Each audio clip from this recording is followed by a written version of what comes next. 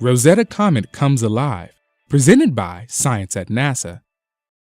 A spacecraft from Earth is about to do something no spacecraft has ever done before: orbit a comet and land on its surface.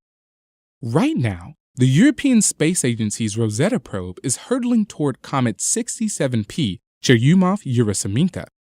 The spacecraft's mission is to study the comet at close range as it transforms from a quiet nugget of ice and rock, frozen solid by years spent in deep space, to a sun-warmed dynamo spewing jets of gas and dust into a magnificently evolving tail. Newsflash: the metamorphosis has begun. Comet 67P is coming alive, says Claudia Alexander, project scientist for the U.S. Rosetta project at NASA's Jet Propulsion Laboratory, and it is even more active than I expected. Launched in 2004, Rosetta has spent the past few years in hibernation as it chased the comet across the solar system. In January of 2014, with its destination in sight, Rosetta woke up and turned on its cameras.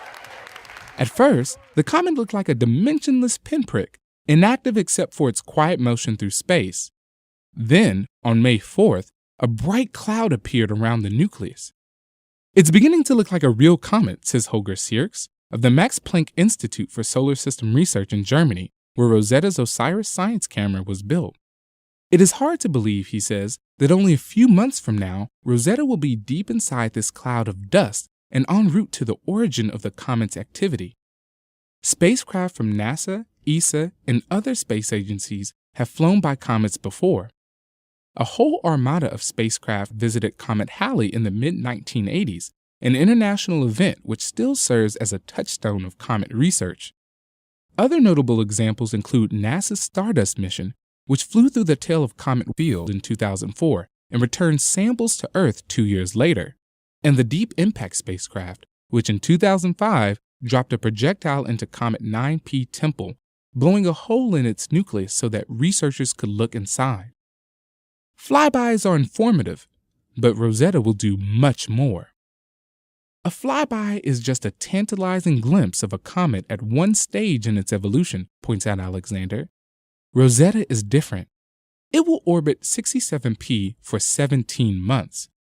We'll see this comet evolve right before our eyes as we accompany it toward the sun and back out again.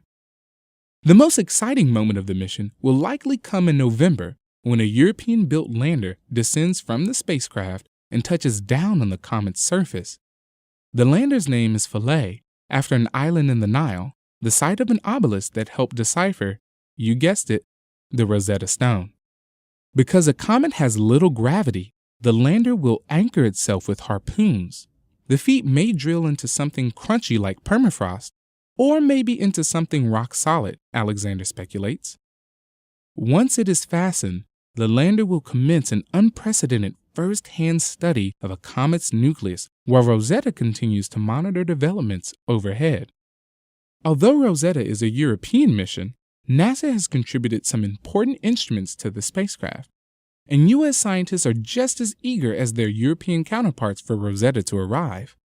The recent photos have helped mission controllers pinpoint 67P and start a series of maneuvers that will slowly bring the spacecraft in line with the comet in time for an August rendezvous. "Our target is ahead," says Alexander, "and Rosetta is chasing it down." For updates from the comet's core, stay tuned to science.nasa.gov.